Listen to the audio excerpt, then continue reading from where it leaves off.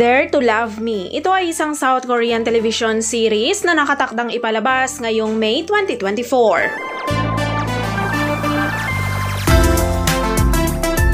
Dare to Love Me ay isang romantic comedy tungkol sa kwento ng pag-ibig sa pagitan ni Shin Yun-bok na isang scholar mula sa nayo ng Sungsan na lubos na naniniwala sa mga Confucian values at si Kim Hong-do na isang babaeng pagod na sa mga pakikibaka sa buhay na may prangka na personalidad.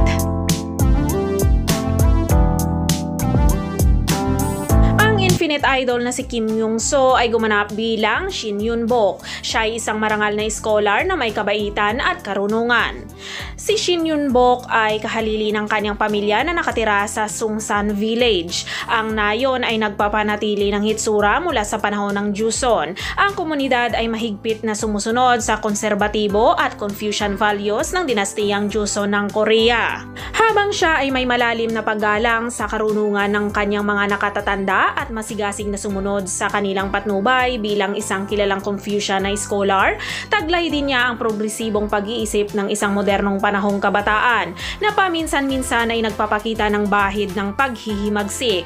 Siya ay may pangarap na maging isang manunulat ng webtoon. Sa desperasyon upang maabot ang kanyang pangarap, tumakas siya papunta sa Seoul. Doon nakilala ni Shin Yun-bok ang isang babae na si Kim Hong-do. Samantala, si actress Lee Yoo-yang ay gumanap naman bilang Kim Hong-do. Siya ay isang babaeng walang background sa industriya ng disenyo ngunit hindi sumusuko sa kanyang pangarap na maging isang designer at pioneer ang kanyang sariling landas.